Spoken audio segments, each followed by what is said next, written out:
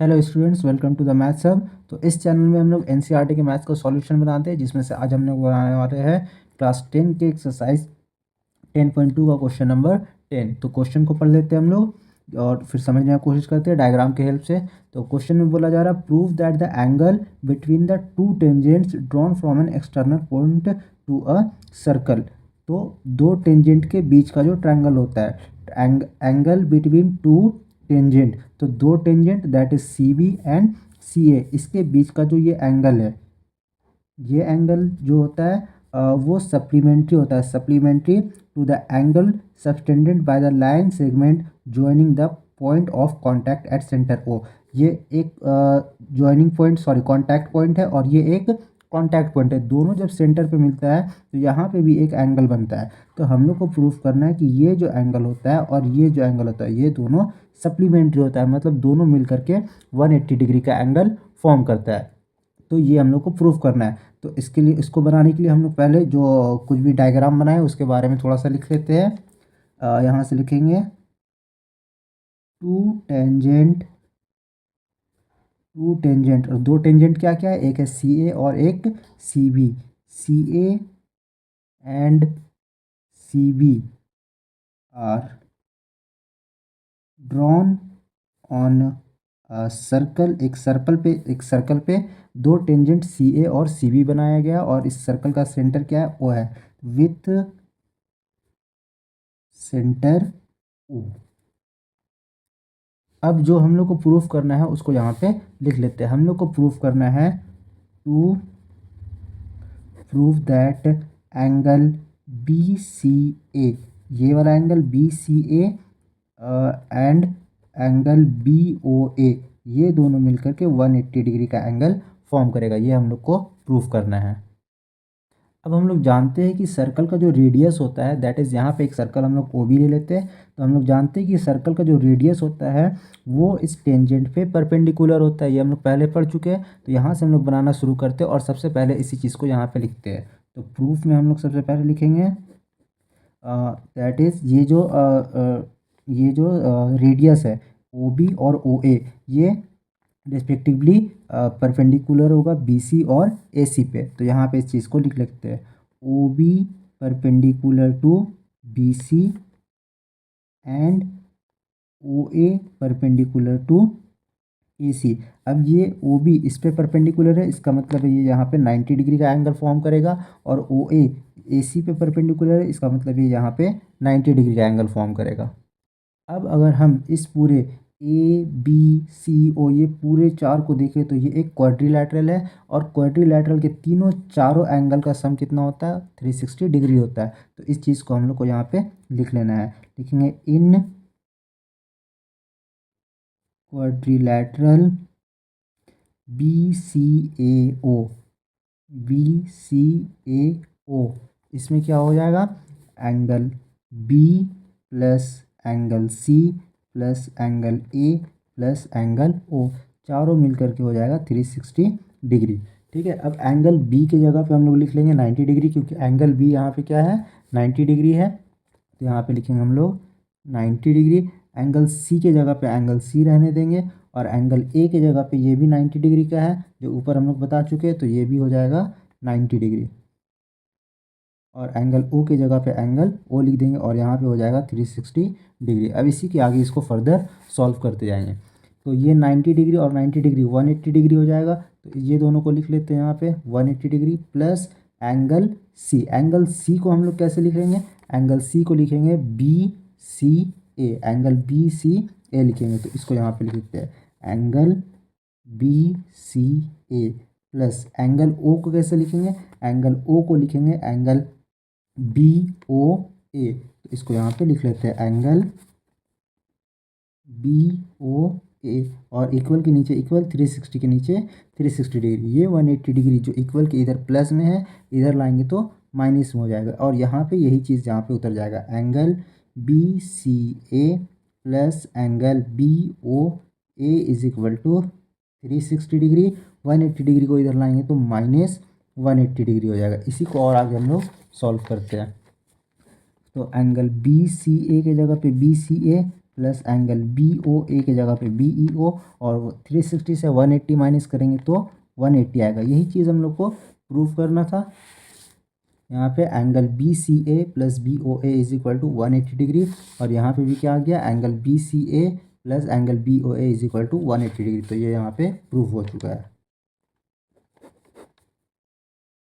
इसी का question number 11 बना रहे हैं हम लोग, जिसमें गिवन है proof that the parallelogram circumscribing a circle is rhombus. तो एक सर्कल के चारों ओर जो पैरेललोग्राम होता है वो एक्चुअल में एक रोम्बस होता है, ये हम लोग को प्रूफ करना है। तो क्वेश्चन में पहले ही गिवन है कि सर्कल के चारों ओर जो भी क्वाड्रिलेटरल बना हुआ है वो क्या है, एक पैरेललोग्राम है।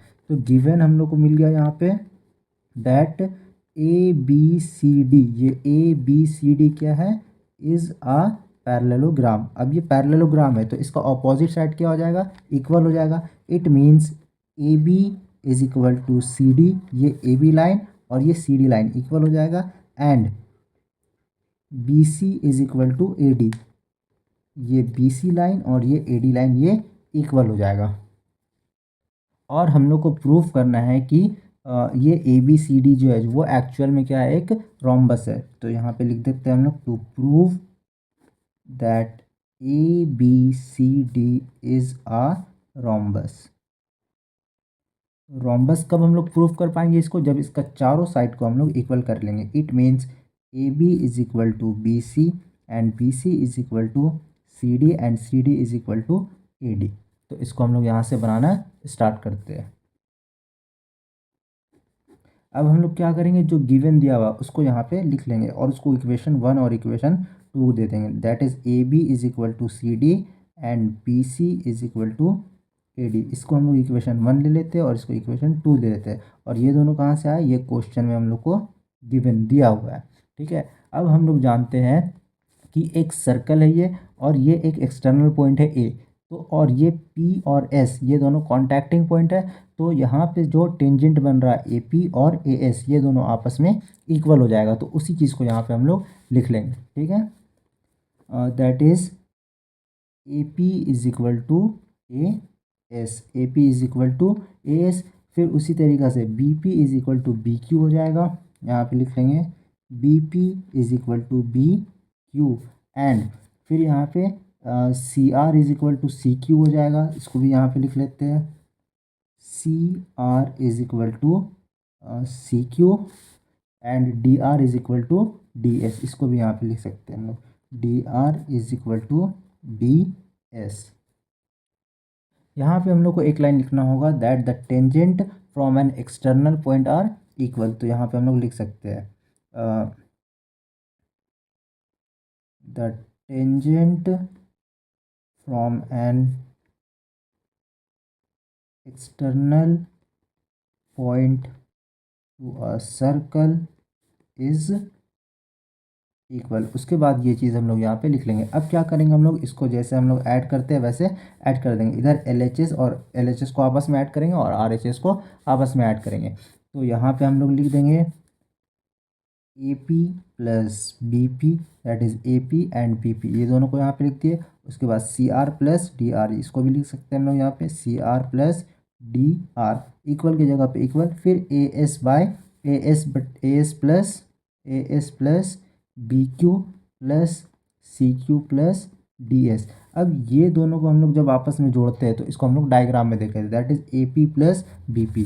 तो ए पी कहाँ है, ए पी यहाँ से यहाँ है और बी पी यहाँ से यहाँ है। तो ये दोनों को जब हम लोग जोड़ेंगे तो हम लोग को मिल जाएगा ए बी। तो इसको हम लोग यहाँ पे लिख लेते हैं। ठीक है, तो इसके जगह पे क्या लिखेंगे, ए बी, फिर प्लस हो गया ये वाला। और सी आर और डी आर को जब हम लोग जोड़ते हैं तो कहाँ है, ये सी आर यहाँ पे है, ये सी आर यहाँ पे और डी आर यहाँ पे। जब सी आर और डी आर को जोड़ेंगे तो हम लोग को मिलेगा सी डी। तो इसको भी हम लोग यहाँ पे लिख सकते हैं। इसकी जगह पे क्या लिख देंगे हम लोग, सी डी लिख देंगे। फिर इक्वल के नीचे इक्वल, और यहाँ पे हम लोग ए एस और डी एस को जोड़ेंगे। तो ए एस और डी एस को हम लोग डायग्राम में देख लेते हैं, that is A S and D S. जब ये दोनों को जोड़ेंगे तो हम लोग को ए डी मिल जाएगा। तो इसको यहाँ पे हम लोग लिख लेते हैं, ए एस और डी एस के जगह पे ए डी हो जाएगा। And B Q and C Q, जब इसको हम लोग डायग्राम में देखेंगे तो B Q and C Q ये मिल करके हो जाएगा बी सी। इसको भी हम लोग यहाँ पे लिख लेंगे।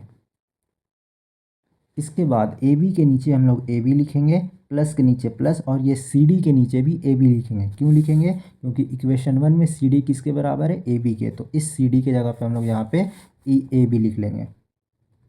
फिर इक्वल के नीचे इक्वल, और ए डी के नीचे फिर ए डी लिखेंगे, प्लस के नीचे प्लस, और बी सी के जगह पे फिर ए डी लिख लेंगे, क्योंकि बी सी किसके इक्वल है? ए डी के इक्वल है। तो यहाँ पे लिख देंगे हम लोग ए डी। अब यहाँ पे ए बी और ए बी 2ab हो जाएगा, इक्वल के नीचे इक्वल, और ए डी की जगह पे 2ad। अब यहाँ से 2 और 2 कट जाएगा, तो बचेगा A B is equal to A D, और इसको हम लोग इक्वेशन 3 ले लेंगे।